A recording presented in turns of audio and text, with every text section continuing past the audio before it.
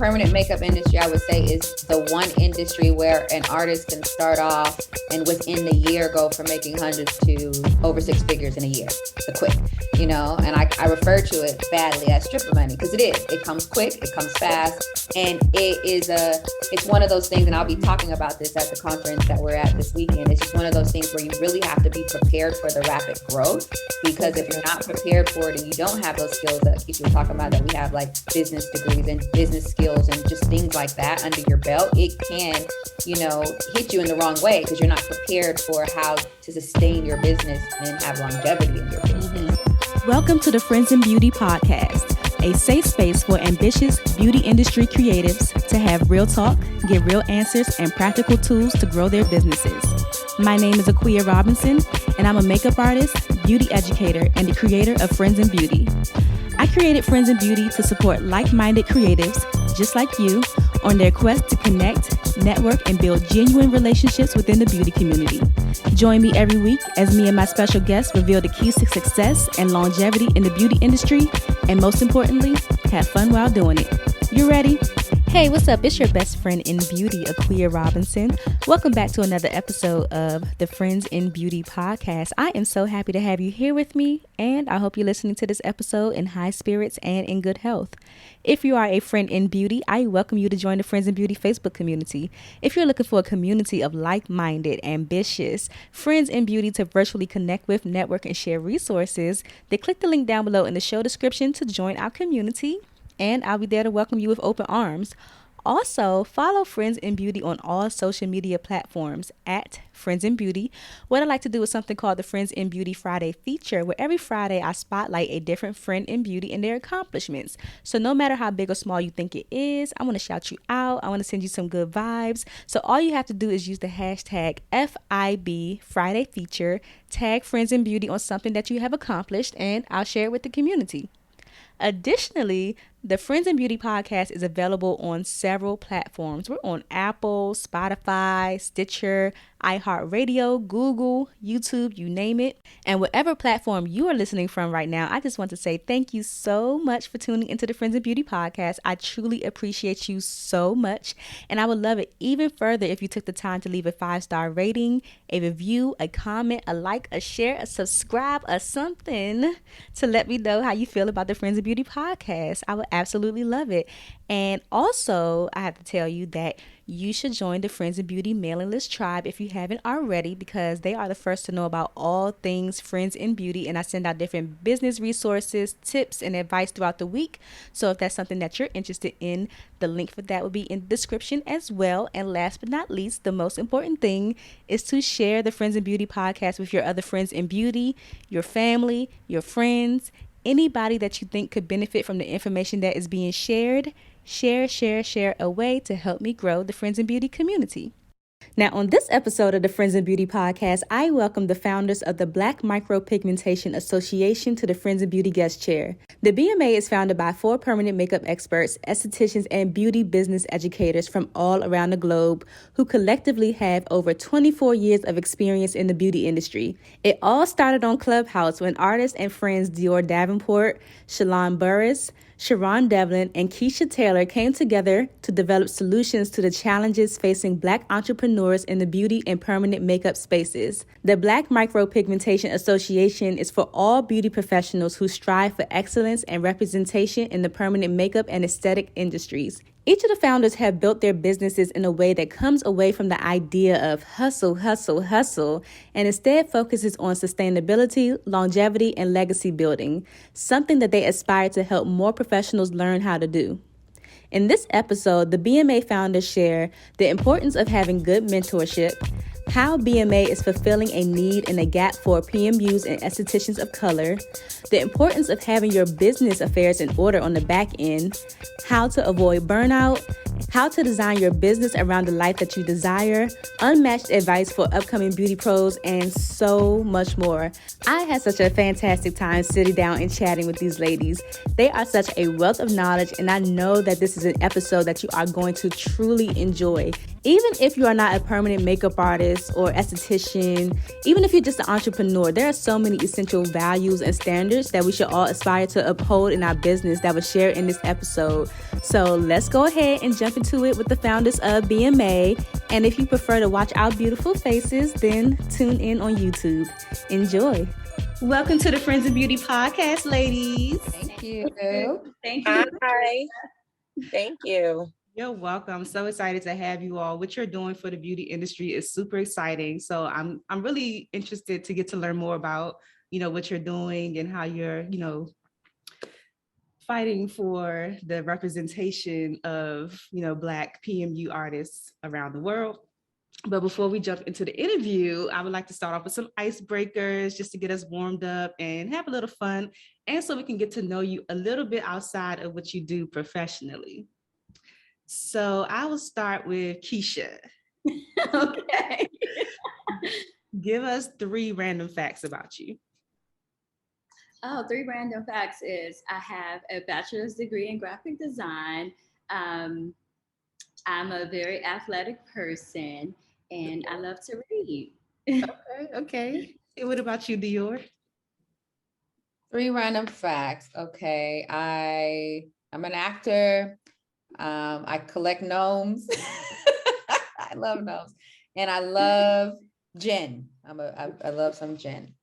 Somebody just, I cannot even think of the brand, but somebody just put me onto like this new brand. Well, I don't even know if it's new, but this brand of gin that did not taste like gin. It was actually like, I want to say it was good. It was really smooth. It was really smooth. It was cool. And what about you, Sheron? 3 random facts. I do have it on mute. Oh my goodness, so sorry. So I always wear red on my fingernails, even if it's all red or some type of red design. I always have red. So you'll always catch me with red on my nails. Another random fact is I like to play blackjack, even though I'm not a gambler, but I am pretty good at it too, but I stay away from it. And last, random fact. What is my last random fact? I am a plant mom. I have probably now like 15 plants in my home. Hey. Well, this is my first plant baby right here. Oh, Monstera. That thing yes, gave me so much confidence. I love it. Yes. One of mine just died. I'm so upset. Oh no. I'm so sorry. I'm sorry for your loss. Thank you. So I have these things called pod decks, and they have like these really crazy random questions in here. One is a what the heck deck, and the other one is a would you rather. Which one do y'all want? What the heck? What the heck? Yeah. And it really be like, what the heck? Who thought about this? Right. I'm gonna give y'all a random card and see what it says. Okay, this is not bad. If you could bring back one famous person from the dead, who would you pick? Ooh. Oh, I would pick Malcolm X. I'm bringing back Malcolm. I had a crush on him in college, and he loves everything Black. I'm bringing back Malcolm X all day, every day. Okay, big red. Oh my goodness. I'm bringing back Tupac. I just want to hear some real like old school like 90s rap right now. So I'm bringing Tupac back. Okay, I like that. Oh my goodness, why is this hard for me? I don't know. The first person that came to my mind is Michael Jackson. Yeah. I was gonna say somebody gotta say Michael. Michael Jackson, like the king of pop. Like he would put these new artists to shame. Mm-hmm. Okay, I like that.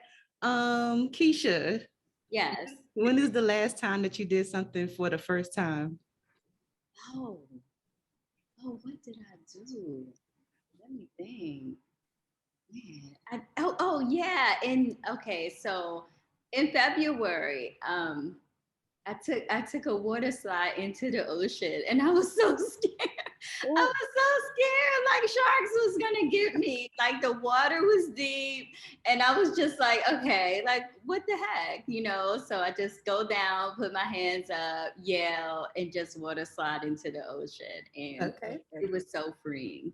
But I still would, like when I landed and I came back up, all I could think about was sharks was gonna get me. But it didn't, of course. So that's something that I did for the first time is water slide into the ocean. Okay, what about you, Dior? Nothing fun, but I did, which I live by now. I did laser, and I love. That's the best money I've ever spent is getting everything lasered off. So I was super scared to do it, and it's super easy and cool. But I mean, best money I've ever spent is just. I said I'm gonna be an old lady, but I ain't gonna have no beard, no nothing. You won't get to experience finding gray hairs in places that you don't want to see gray Maybe hairs. the grays will last because you can't get those, but I am not. I'm gonna laser everything except for my eyebrows and lashes. I hear that. On my head. And Sheron. Oh my goodness, I'm so boring. I don't know. Oh, something I did for the first time. OMG. I have no idea. I'm trying to think. Get out more. Yes, how about that? Get out more. I don't know. Something I did. I can't say traveling because I do that often. If you can't think of anything, that's totally fine.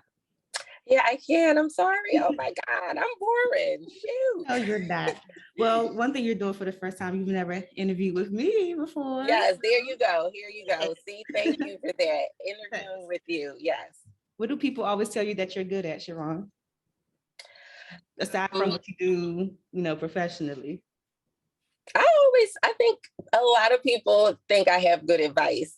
I think I may be a great person to be more rationalized with things. So they'd be like, well, what do you think about this? Someone is always asking me my opinion about something. So I think I'm good at giving good advice. Okay. What about you, Dior? Definitely like a caregiver. I always get jokes from my family. I could have been a nurse because I'm not grossed out by stuff, and I know how to take care of people when they're sick. Yeah. So that would be it. Okay. And Kechia?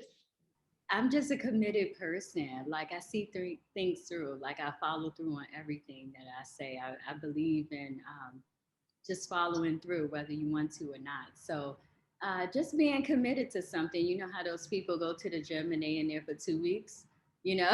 I'm committed through the whole time, or a diet or something. I'm committed through the whole time. Okay. You can't get me to turn on something. I'm always committed and to a subject or project. Okay, that's great. We need to learn something from you. You got any classes on that? I love that. And the last one, if you weren't the CEO and founder of your respective businesses, what else could you see yourself doing? Are you passionate about anything else? Yeah, my acting's my first love, and I actually became an esthetician so I could have freedom in my schedule to do it. But I did live the poor actor life in LA for years, and I was over that. But I would just keep pursuing that if I wasn't in love with the beauty industry as much. But I love what I do now. Oh, I love that. What about you, Sheron? It's so funny because Dior, when you mentioned that the last time, and I told Kechia, and she didn't even know, I used to act and produce as well. And so I actually went to a 2-year conservatory program in New York. And so I actually fell in love with the producing side of, the business. So I would produce short films. That's dope. I like that. You produce, I'll star. Yes. Kechia? I would be a hip hop dancer. We got producer, actor. I would definitely be the one doing hip hop dancing all night long. So can you dance? I can. But I love hip hop, but I'm a dance hall fan. I love dance hall. Me I too. love dance hall. So. Okay. I love that. Yes. Okay. This was fun. Thanks for sharing. This is so much fun. Okay. So I was telling you all earlier, this is my first time interviewing more than 2 people at a time. So this is fun. So I would love for you all, starting with Kechia, because she's just like right there for me. Kechia, starting with you. You ladies, just introduce yourself and your business and like where you're located. Okay. Well, I'm Kechia Taylor. I'm CEO and franchisor of Browsing Company and Browsing Company Microblading Academy. And I'm located in Hanover, Maryland. That's the headquarter location. Okay. Dior. My name is Dior Davenport. I'm one of the co-owners of Shador Studio. I'm currently located in London, England. I own Shador with my sister Shalon, who is in Raleigh, North Carolina. And yeah, that's where I'm located. Nice. I've been in the beauty industry 12 years, esthetician, permanent cosmetic artist. Nice. And Sheron. I'm Sheron Devlin. I am the founder of the Brow Tea Philly and the Brow Tea Bala. And I have been in the beauty industry, and I'm in Pennsylvania. I'm in Philly, and then I have a salon in Bala Kenwood, and I've been in the beauty industry for about 15 years in total. Nice. This is so exciting. Oh my gosh. So collectively, you all formed the Black Micropigmentation Association. How did you all meet? This story because I always tell it all the time. No, but you thought the best because that's how it starts. Right. All right. Do I really? Sheron, I'll do it. All right. So we all met through Kechia. However, Kechia and I met back in 2016, 2017, one of those, and we took a microblading course together. And we kind of didn't say anything throughout the whole weekend until the very end of the course. And we was, the two brown faces in there. And we was like, hey girl, that type of thing. And we, been rocking and rolling ever since. Fast forward, Kechia, trained with the Shador sisters, learning a technique, the nano technique. And they have been, friends ever since. Now here we are in pandemic. Everything is going on. The app Clubhouse comes about. And so in this industry, we only really kind of knew each other. We didn't know that it was any other Black artists, maybe 3 or 4 more Black artists outside of us. Mm-hmm. But when Clubhouse came into play, we noticed that it was so many more Black PMU artists. And we was like, what? It was just a big thing. And we were all on there for, all day long, just talking and, just vibing off of each other, learning from each other, all types of different rooms. In that time, we was like, we need to do something to, build a community, because a lot of our experiences as Black artists in the PMU industry was that, for one, we were alone, for the most part. And for two, when we got educated or trained, a lot of times we were taught that, we couldn't do this, excuse me, on Black skin, or couldn't do that on Black skin. And so, that was discouraging, but we all learned that that wasn't the truth. And then we also felt like with all of these amazing Black PMU artists, no one is highlighted or supported, or recognized. So that's basically, it was like, we need to have a nonprofit organization that supports, that builds a community, that educates Black PMU artists. Right. And so that's basically what happened. It started off on Clubhouse. It started on Clubhouse. We got off the Clubhouse and we started putting the work in and building our nonprofit. Nice. That's amazing. That's such an amazing story. And I hear so many similar stories, just other parts of the beauty industry where we're like underrepresented, and it's time for a change. I see a lot of things like the Black beauty roster, things like that popping up too, that's like supporting people in the beauty industry. Do you have any like personal examples of just like the representation? I know you mentioned the class and everything, just you two being the only brown faces in there. What about like larger, I know they have these conferences and everything. Are they having representation in those areas as far as educators and stuff too?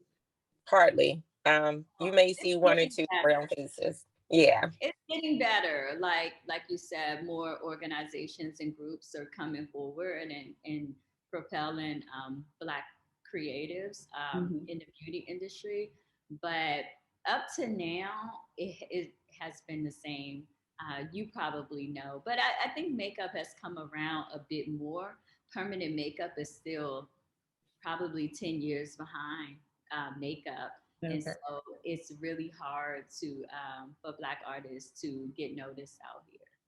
I was just randomly thinking about my art teacher in high school because I'm just wondering like how long has permanent makeup been around, like that industry? Because I think my first recognition of it was my art teacher. She had like lipstick and her brows and her face was like rosy all the time. Yeah, that was it. That was For a permanent long makeup. time. It's been around for a really long time. I mean, you still see like little old ladies with like their tattoo that they have for like 25 or 30 years. Permanent makeup has been around like not as long as tattooing. Well, I could say because it did start off like in ancient Egypt, they were doing like lipstick tattoos. I don't know if anyone ever talks about that, but when it came to the States, I guess it's probably Dior. How long do you think it's been here? Like, oh, it's been well over 30 something years too. And then like, as far as like the permanent makeup, the thing that has changed are the techniques, the needles, the pigments, everything has become more refined. And so we're able to offer delicate services. So that way we're not old ladies walking around with these, tattoos with old blue and green ink that is still left over. But a lot of the techniques like microblading originated from Tabori, in Asia. So like all these techniques aren't necessarily new, but permanent makeup has just been more refined over the years. Got you. Aside from doing brows, do you all do other types of permanent makeup too? Yes, like we're all full permanent makeup artists. Like a lot of people don't know that we're estheticians, we're permanent makeup artists, we have degrees in business and design and all of that great stuff. But we're all well-versed in the full permanent makeup. We just, like for me, brows is my niche. So I stay there. Brows has always been my niche, even before permanent makeup. So I was a brow sculptor, waxer, tinter, whatever you want to call it, brow artist, brow queen, whatever, name your clients give you, you kind of just run with it. And I just kind of took that and parlayed it into permanent makeup and then just focused on permanent makeup brows. Got you. Because when I think about permanent makeup, I automatically think about brows. I think that's like the most popular thing right now. How many lips? We do scalp micropigmentation. We do eyeliner. We do everything. Like, why? What is the benefit of doing something like that?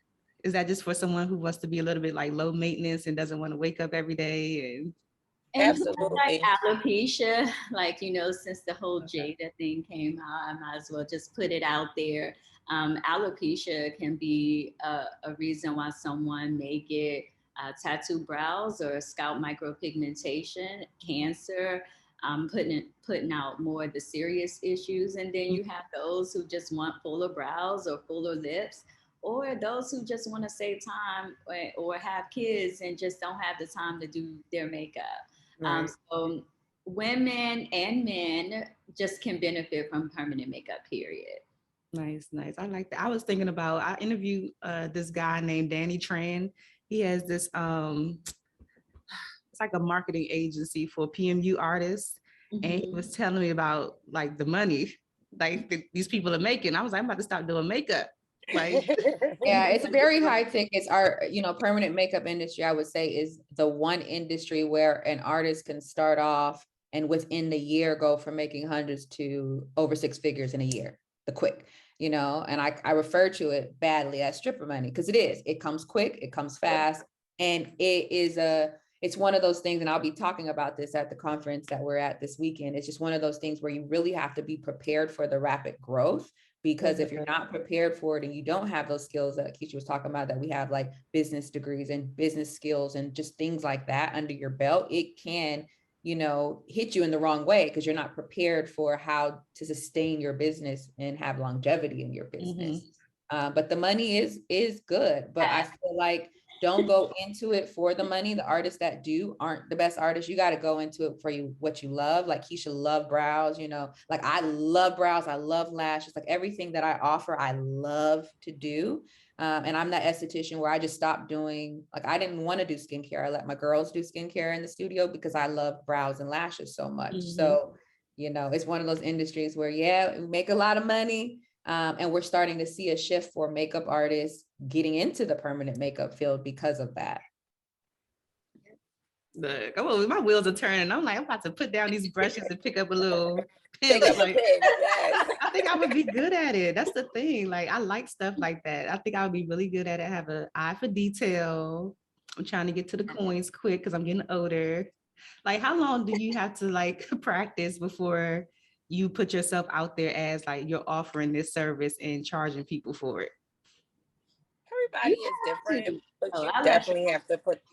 No, I'm sorry. Everybody is different. However, it is something, you know, that you have to put work into because you're going into someone's skin. So you can't just say, oh, I'm gonna start overnight. No, you really do have to practice. You have to take your craft serious. Like I said, everyone is different. Me personally, I know that it took me probably 3 months initially where I felt like, all right, I'm gonna just take the dive and I'm going to work on a client, you know, and I'm going to work on someone and actually put this machine or put this blade into someone's skin. Yeah. So it took me a little while. I did practice, but it just depends on proper training. That plays a huge part in it. If you have the proper training and mentor and trainer who is willing to, you know, guide you and give you advice and tips even after you have taken their course. And with everything, what you put into it is what you're going to get out of it. So it does depend. You may feel comfortable starting in a few weeks, but you may be willing to put in the work and, you know, and practice so that you can get to that point of feeling confident enough to work with a client. Mm-hmm. Mm-hmm. Yeah, I agree. I agree because I am a trainer. I think you definitely need to practice. You need to practice a lot. Even when you get good, you need to practice. Like you don't want to lose it. You always need to be practicing your skill set, different patterns, different ways to do things, and, you know, educating yourself. I jumped out there like I always do because that's me. But that's not everybody. And so I was able to pick it up quick. And then I started when it was like brand new to like the States or to the DMV area. So I didn't know what was wrong and what was right. Yeah. So it took me a good, I would say 9 months to learn from myself, learn from healed results, learn what I was doing wrong. So it's always great, like Sheron said, is to have proper training and a great mentor. And Dior was my mentor, and I trained under Dior as well. Mm-hmm.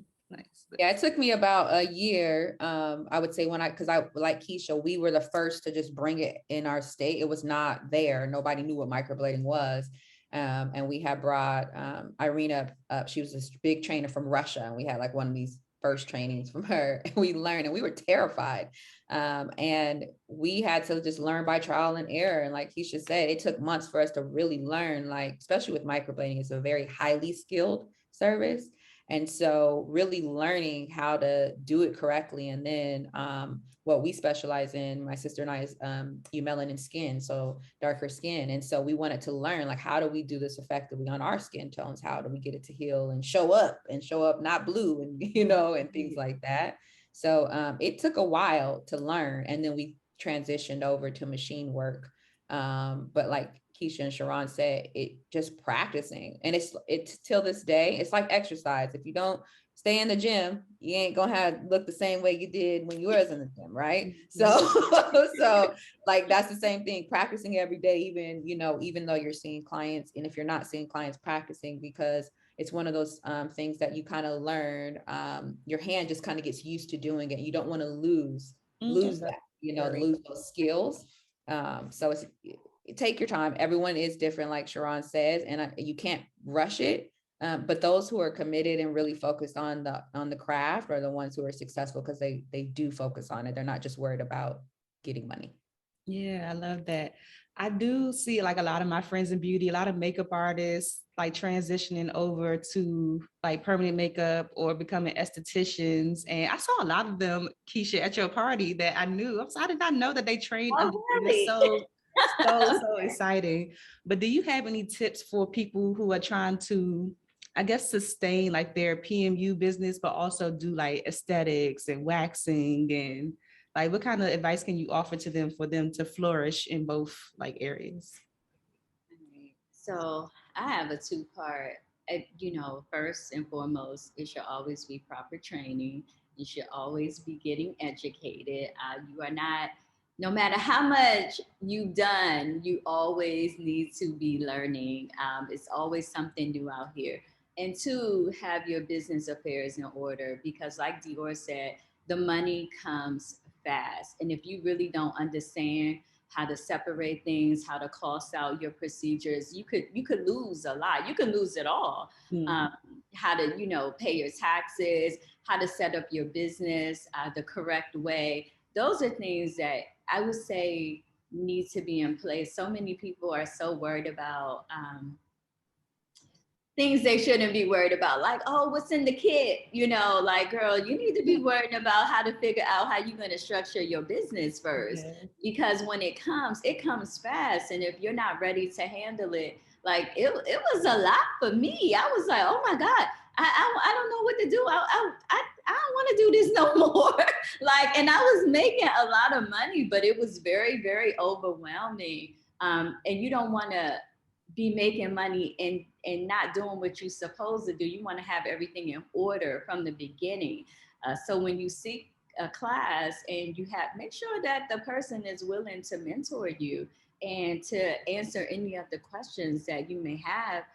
So many trainers will leave you hanging, and you got to do your research, and you got to make sure that you're trained by the right person, and make sure that their students are out here doing the work, like not just sitting around because they don't have good mentorship. Got you. That's my advice. That's so true. I agree with Kechia. And I think me and her kind of relate to it the same, because the course that we took together, when we left the course, we was like, what are we supposed to do? We didn't know, and Kechia, kind of was further ahead. So I went up there where she was, and girl, she was already doing it. But it just goes to show, like, you can pay, thousands of dollars to take a course, or even if you go for a course that's inexpensive because, oh, I'm going to take a $1,500 course or a two-day course, you're doing yourself a disservice. You know what I mean?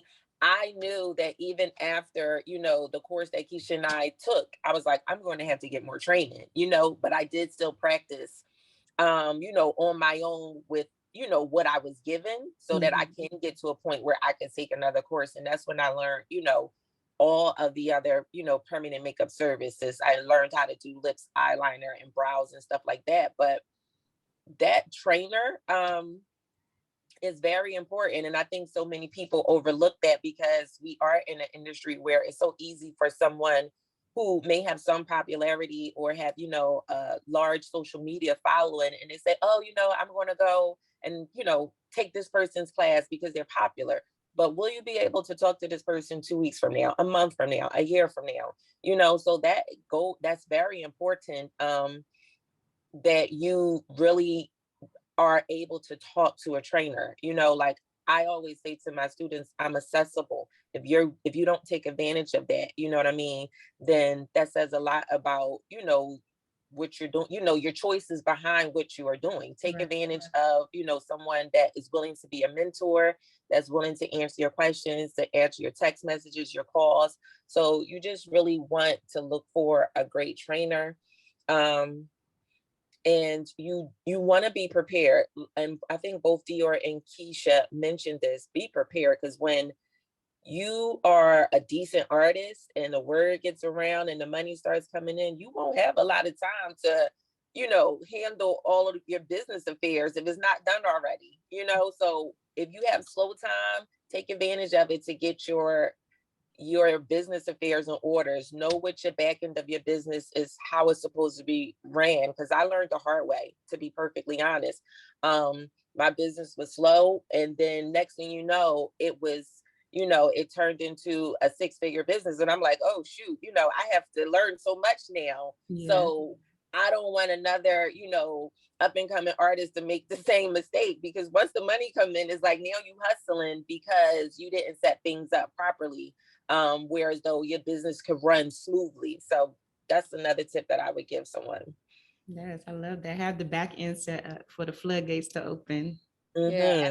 And another, and I, with Kechia and Sheron, I'm loving it. I'm all listening like, ooh, like I don't know.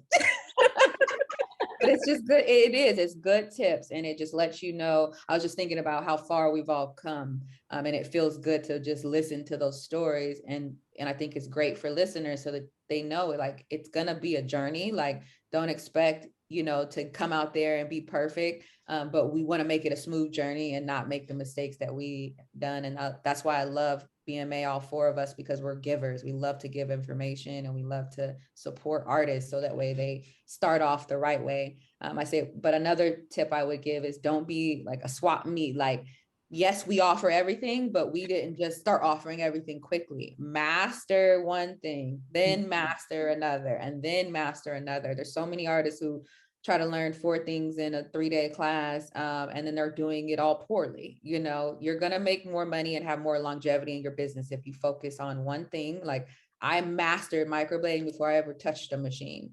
Then I went on to machine work, and then I went on to like lips and eyeliner.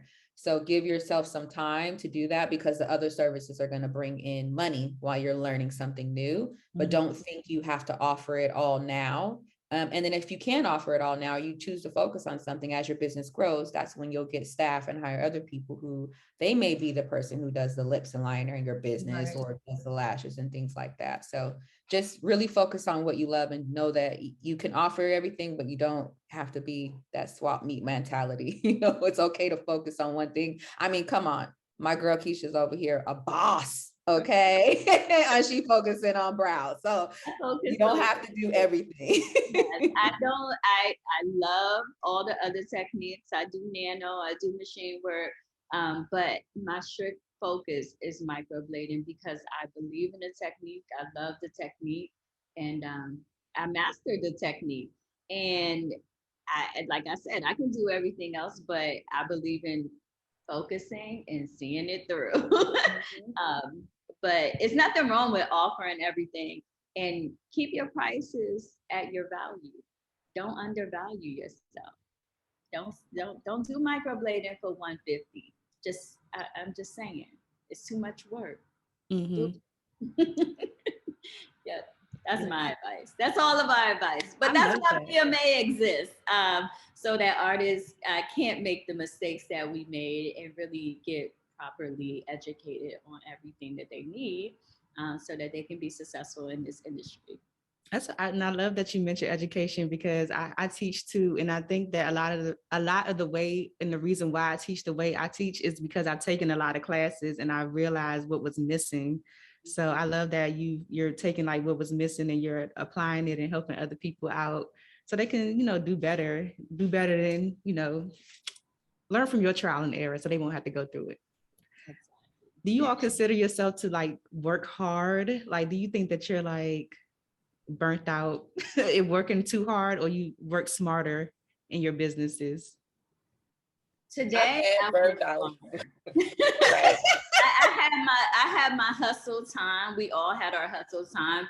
I mean, I had my hustle time where I was in the shop at 6 a.m. and I was leaving at midnight. That was like Dior said, that was the stripper mentality. So I was hustling too much. And then I did that for a good year. And then after a year, I was like, okay, I want to live my life. And I started working smarter because I wanted to have times off. I don't want to be booked out for 3 or 4 months. I don't encourage you. It sounds great, but then you can't do nothing. You can't go anywhere. You can't have me time. So plan, be booked out for 3 months, take 3 months off. I love time off. I love relaxing. I like, being able to drink my coffee and look out the window and, go for a run and stuff like that. So I don't want to be working all the time. But, we all went through that hustle phase. But in the permanent makeup industry, you don't have to do that. You don't have to. You You're really gonna don't. hustle You in see those one prices client you and be want done to. for the day. Right. Yeah, yeah. Prices. Like If you you can see structure it one, right. yep, and that might be your rent for the day, or 2 clients, and that's your rent for the month, and you're done. And like Kechia did, I will never forget when my sister was really good like Kechia. She knows how to take her time off and relax. She never played with her time off. And I worked 30 days straight. I kid you not, with not one break, because I had scheduled classes on the weekends through Sundays. And I tell you not, I got one of the sickest times I've ever been in my life. And I was bedridden like for 2 weeks. And it was like this God telling me to sit my butt down. And ever since then, I did like Kechia. I'm like, I can't let these clients, at that time, I was letting the clients dictate my schedule instead of me dictating. And that's the big tip I can give you is the clients will come when you say you want them to come. They're not, you don't need to come. Oh, I only can come at 5. Well, I close at 4. I guarantee you, if they want them lashes and brows done, they're going to shift their schedule to accommodate your schedule. And when I started doing that, and that was when I was in my early phases of being a beauty artist, and I started realizing clients are going to come when I want them to come, and they did. I stopped the burnout, and then I started working way smarter. And then I started hiring people to do the stuff that I didn't want to do. So that way I could have that time. Cause I burnt out. I burnt out real quick. Yeah, no, that's so true. I did too. And I was missing like my kids' events and stuff like that, going after the money. And I was like, no, I'm actually going to take the weekends off and then hire someone who don't have kids or don't care about working on weekends to, work on the weekends. And that's what I did. I'm still in the process of, trying to navigate that, because I do still really do have like a love for doing brows, but I'm a businesswoman who has a family, who has kids, who have 2 locations that I'm trying to build. So I know that I am better off not in the salon, hands-on working with clients. I'm better off, working on building a business. And that's another thing a lot of people have to think about too. Like, as much as you may love the craft, or, you chasing the money, if you really are trying to build your business, you got to kind of step back from being in there, so much. And that's where I'm at. I have to work on building my business. So I do hire, one artist, and now I'm hiring another artist, and I have someone that may be potentially coming on board as well. But my weekends are free. So I can be home with my children and go to basketball games or ballet and stuff like that, because that's what's important. I mean, we make, decent money. It's not so that we can be a slave to it, So new artists or up and coming artists, or artists who haven't even thought about these things yet, like, you really do want to take into consideration what you want your life to look like. Like, I want to be able to travel, and, we got a conference coming up. And Kechia and I will be traveling to the UK. Under other circumstances, I would be booked up with clients like, oh no, I gotta do my clients, I can't go. How I'm gonna, move things around to make it. And now how things are set up is like, okay, I have an artist there that they can work with and book with, and they will be able to take care of clients. And I'm not worried. So you really want to try to have a visual of what you want your business to look like, and then start putting things into play, and what you want your life to look like, your personal life, and then start putting things into play so that those things can happen. And pass the baton. Don't be afraid to let someone, because if you just keep me, come to me, everybody gonna want you, and then you're not gonna get the things that you want. So don't be afraid to pass the baton to, another artist, so that they can help you. Don't be afraid to get help to come into your salon or studio. We're all human. We can't do it all. But it is people out there willing to come and help. I love that. Yeah, absolutely. You all mentioned like you have a lot of conferences coming up. Actually, you said you had one this weekend, but how does it feel to go from a place where you were once like sitting in the audience, watching someone else educate and speak on the topic that you love so much and now you're switching positions, and now you're the one up there, speaking to the crowd? Like, how does that feel? Let me tell you, it feels good because I got these women coming next to me. Like, this is Black excellence. I adore these women so much. I've not even got to see Sheron in person yet. So I'm giving you a big old hug. Yes. There ain't no COVID. I'm hugging you. Yes. We'll I be haven't in seen my girl London. Keisha in forever I in know. person. So it's a blessing because, you know, we could talk about how we met and how we all came to be. And it's just like having us three women. And then they're also going to be in Chicago with my sister Shalon on stage together, talking about what we love. You know, Black women who really put in all and love their business. Like, I feel so honored because I get to share this moment with them. Like, it's bigger than just me. Like, this is a moment for our industry, and hopefully to inspire other artists as well, because that's what I wanted. When I started, I just wanted to see someone who looked like me on stage doing what I do, and it was non-existent. Mhm. So this is huge, and I'm like super excited because I get to share the moment with these ladies.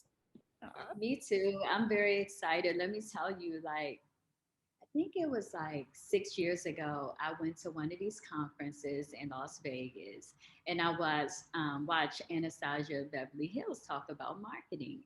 And now I get to be at the same conference Yes. talking about marketing. And I'm like, that is so weird. I once went to the same, I was there in the audience, and now I'm gonna be on stage talking about marketing your beauty business and using different tools to do so. And I'm so excited to share the stage with these ladies. Let me tell you, it's hard to get one Black person up there. To get all 3 or 4 of us up there, you can imagine the work that was put in to do that. Right. So we're excited about that. It's a moment in beauty for us, just to attend these conferences, but just to get all of us up there. Mhm, mhm. I love that. Yes, that's so exciting. That's so exciting. Just getting back to seeing people in person again. I know how Yes. how important that is.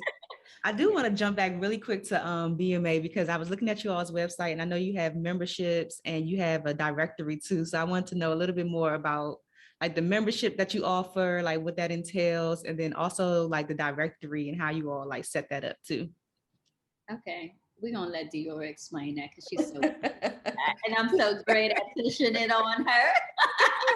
We do that with everything. We're like, Sheron, Keisha, like, Yes. this is stuff. No worries. So we have 2 memberships that we have. We have an Emerald membership and an Onyx membership. So our Emerald membership is our free membership. And the reason why we wanted to offer a free membership is we did not want to leave anyone out. You know, there was this thing in the industry, and we have this saying where, you know, you can come sit at our table. There ain't no clicky things here, you know, come sit at our table. We want to build a community. We want to support you. And with that Emerald membership, those members get quarterly educational guides that they can download. They get access to our private forum, discounts, and they get to have the membership seal, you know, proudly saying they are a member of BMA. So that way we can, you know, create and be a help throughout their career starting out. And the Onyx membership gets those same things, but they also get to be included in the directory of artists, which is great. So we can build a collaboration and a networking and mentoring spaces, access to our resource page, which is more than just PMU. So how to build your business, how are you establishing business credit, things like that, that we really want to make sure we're building business people. We're teaching them how to be an entrepreneur and step away from simply just being an artist.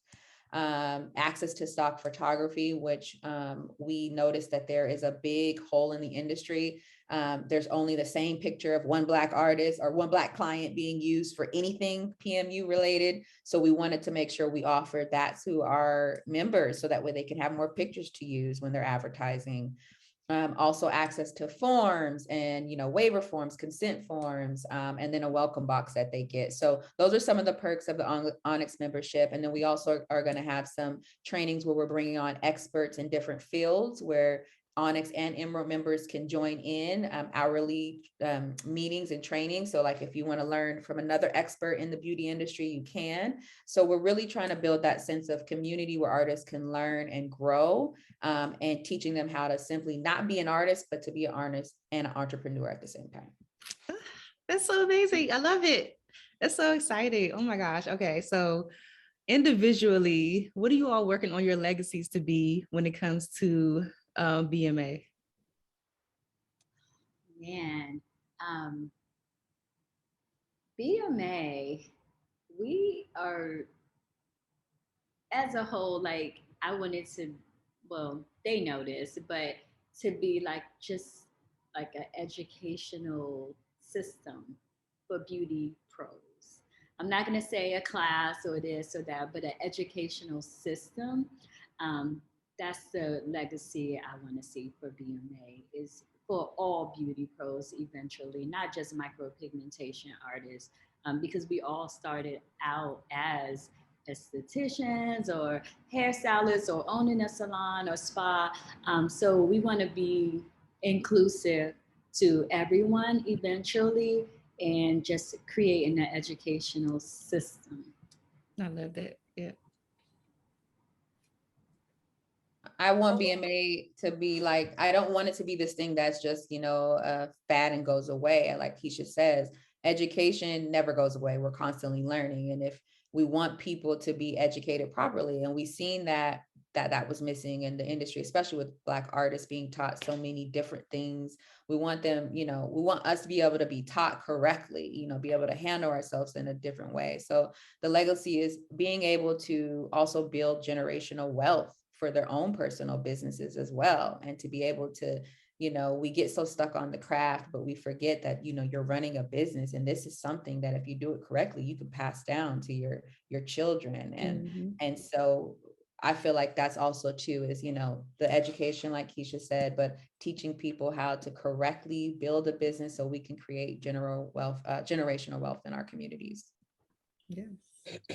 I feel like one of the things that BMA will be able to do is set a standard of excellence, especially amongst Black professionals in the beauty industry. I think that is very important, setting a standard of excellence, so that up and coming artists, as both ladies mentioned, even outside of permanent makeup and micropigmentation and tattoo industry, but the beauty industry as a whole has something to look up to, like this level of excellence is the standard for Black artists. Mm-hmm. And I feel like that is one of the things that BMA will represent, is a level of excellency, community building, integrity.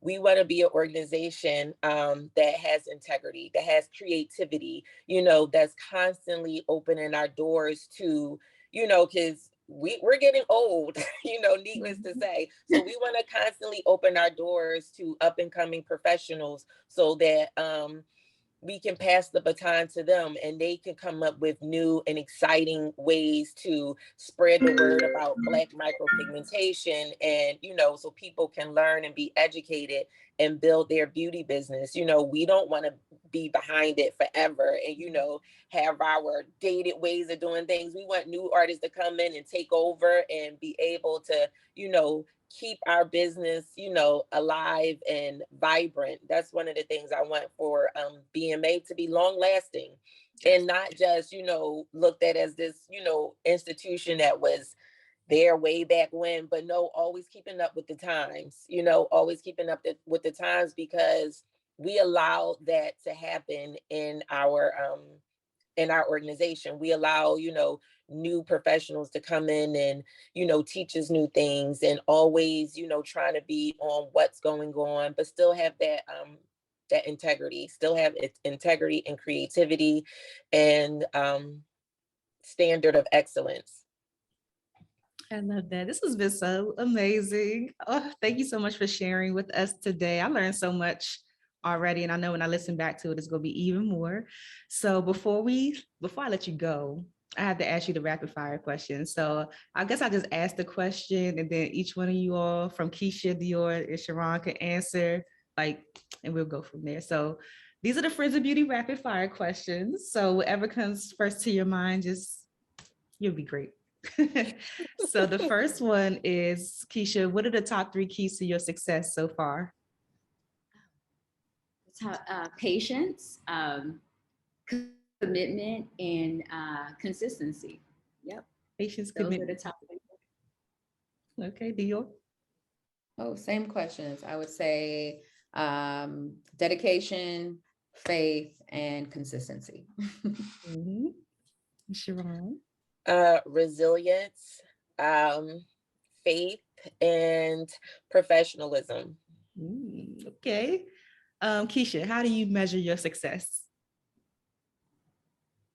On a scale from 1 to, would give me a number. Like, how do you measure it? Like, do you measure it by the amount of students you have enrolled, or the amount of students that can do a good brow? Like, I don't know. No, I actually just I measure my success by the students out here doing the same thing that I've done. So that's when I feel like I'm successful. When I see someone doing it, when I see my students out here doing it well and just going out here, it's like, oh yeah, they're watching, they're doing the same thing. They are never my competition. They're always highlighting me, and I love it, and I love to see it. So that's how I measure my success, is by the people I teach. And that's just one side, but that's a good measurement. And that's why I had that award ceremony for them, because they're out here doing it. So. I love that. Okay, Dior. I would say by my goal setting, like what goals I'm hitting for that quarter or that year. So like I'm measuring it. That's like a real tangible way I'm measuring it. But yeah, I would say that's it. That's how I know that I'm like meeting those goals, and I consider like, okay, I'm being successful in this way. And then about just being out there and the support that you get, like it feels good when you're, being recognized and you're helping out. Like Kechia says, your students find you helpful, or they give you good comments. Like, I went from this and now I'm this because of you. So like, it feels so great to be an educator and see other people doing well. Like, I feel like that's when you reach it's like a parent who becomes a grandparent for the first time. They always say it's different than being a mom. It's different having grandparents. I feel like that's how it feels like being a teacher. Like it's great doing the brows, but when you teach people, it's another great feeling to see them being successful. Absolutely. And Sheron? I would say the same thing, well, one of the ways that I measure my success is, my students, even, having long-term clients that just was like, I'm not coming to nobody else, except to you, having those relationships with your clients, with your students. And then, the goals that I did personally set for myself, when I achieve them, I'm able to say, wow, I actually, set out to do this, and here it is that I'm doing it. So those are all things that, all the ways that I measure my success. And two, I feel like how I'm able to take care of my family, my children. That is a way that I am able to measure, my success, have a beautiful home and, comfortable environment. And I'm able to go out and do something that I love and that makes me happy, that alone, I'm not miserable at a job or doing something I don't want to do. Right. I have absolute control over, what I'm doing. And so that alone makes me happy. And I feel like that is a way to measure success as well. Okay. Kechia, what's the best advice you've ever received? Oh, the best advice is to never look back and just keep moving forward. So I am the type of person that have tunnel vision. I'm always like this, and I don't like go like this. So I don't look back. I do move forward. And I don't listen to any negativity. And that was always put in my head, like from the beginning. Yeah. Okay. Best advice. Closed mouths don't get fed. My mom used to say that growing up, and it's the most truest saying in the world. If you don't ask for things, sometimes you get like, oh, I don't feel like asking that person. Well, they're probably going to say no, which is negative thoughts, like Kechia was saying. But you just never know. You never know. If you ask for something, whether it be help or, can you teach me how to do this? You'd be surprised what people are willing to give, whether it's knowledge or information. So I feel like you can push yourself forward if you're just not afraid of that. So open those mouths and don't be afraid to ask questions, or just, ask for support. Okay, it's Sheron. Well, I'm gonna do two. I hope you don't mind. But one is to look your journey well. Really know, you know what I mean? Try to see what's going on in your world. You know, you walk these footsteps. You're the only one. So really pay attention to the life that you're creating for yourself, and also learn how to speak up for yourself. I feel like the older I get, the more verbal I am about what I do and don't want. And that is such a great feeling. So being able to speak up for myself, and I pass that on to my kids. So yeah. I love that. Next one, Kechia, what advice would you give to another, I guess, brow artist who's just not seeing the results that they want to see in their business and they're just ready to give up? Another brow or PMU artist? Be patient with yourself. Sit down and take a look at your business as a whole, because it could be something that you're doing. Your marketing might be off. The way you're talking to clients might be off. So take a look at your business as a whole, because sometimes you're not getting clients. You're not getting clients because, it's always a because. Get out there. Go out there. If you can't get clients, go to the mall. Go get a client. Go get one. And that's when I'm gonna tell you, go get a client. If you call me saying you can't get clients, the first thing I'm gonna ask you is, do you have a website? If you say no, then I'm gonna say, well, that's one reason why you ain't getting clients. Right. Yeah. And I get that all the time. I ain't getting no clients. Do you have a website? No. Well, don't talk until you get one. Right. Okay. And Dior? That is so true. I mean, I cannot agree with that even more. Like, have your website, but yeah, definitely looking at the whole is like so big. But if we're talking about like a technical aspect, artists that are coming back, let's say the brows are disappearing and they're having struggles, that's when you need to come see one of us. Okay, come see one of these trainers here, because you just basically need to find a trainer like Sheron and Kechia were talking about before, that's going to mentor you and help you and troubleshoot. And that's the problem, is a lot of these trainings, people are training for just money, and they're not really instructors or educators at heart that really want to see people do well. So team up with somebody, ask an artist that you know that you love, or somebody that can give you tips, because a lot of times too, they need to see you in person. It could be your posture. It could be how you're holding the machine. It could be your depth of cut, like all these things in play. So if it's a technical aspect and you're not saying it, don't be afraid to go to another training, but make sure you do your research properly, because that just lets you know that it doesn't mean that you went to a bad training. It just means that you need a little bit more skills. And I know all of us constantly take trainings and we're good at what we do, but sometimes learning it differently tends to stick a little bit more. So if it's a technical aspect, just reach out to someone and somebody will help you troubleshoot those issues. And if not, reach out to one of us. Yes. Okay. It's Sheron. I'm the same way like Kechia. Go out and get your clients. If you need to get, so I know we live in the days of social media, but do not overlook getting business cards and going out there and getting clients. Business cards are not an obsolete way of, marketing. So don't be afraid to, go on Vistaprint or wherever you need to go, or find a graphic designer to make you some business cards. Go out there and get your clients. And also use that downtime to really, again, structure your business properly. Use that downtime to make sure that when you do get clients and, the floodgates do open up for you with clientele, that you are prepared. Mm-hmm. Okay. What's a resource, Kechia, that you use in your business that you can share with the Friends of Beauty community?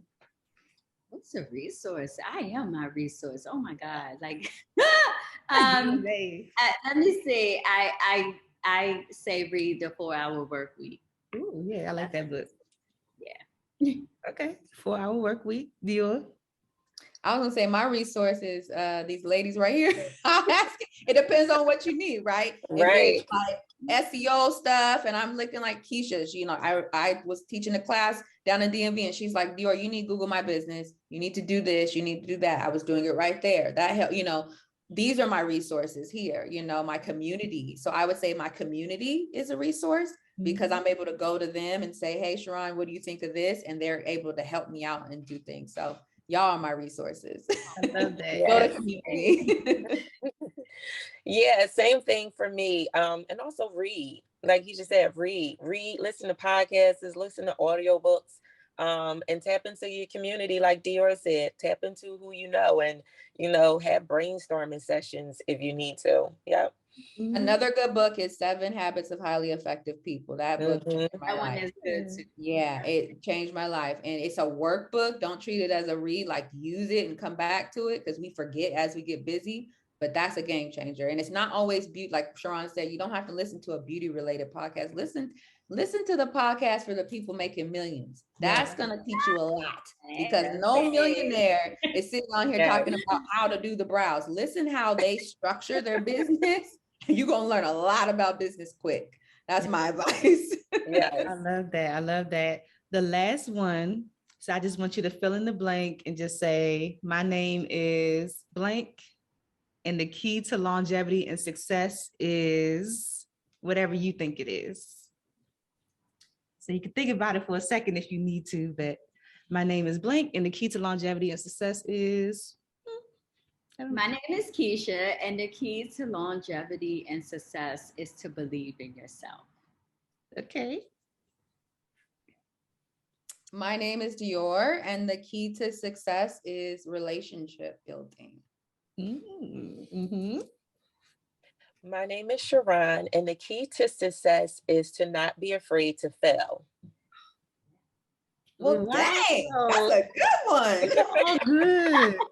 These are all good. Oh my gosh. Thank you so much for blessing me with this conversation, because I learned so much from you all, from you ladies. And it's all aspirational for me to get to a point, even in my business, where I'm speaking on stages at conferences and, have my membership pop in and everything like that, my nonprofit and everything. So thank you so much for sharing with me. It's truly inspirational to sit down with you ladies. But before you go, share your social media information or wherever you want people to find you online. Okay.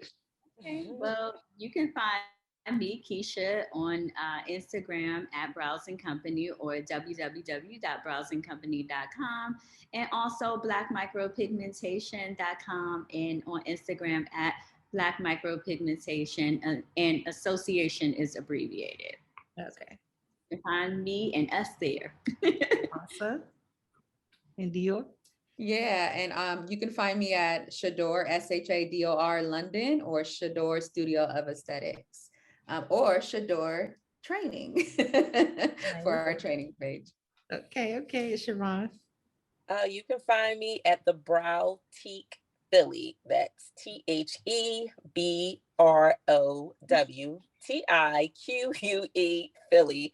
Yep, I'm on there.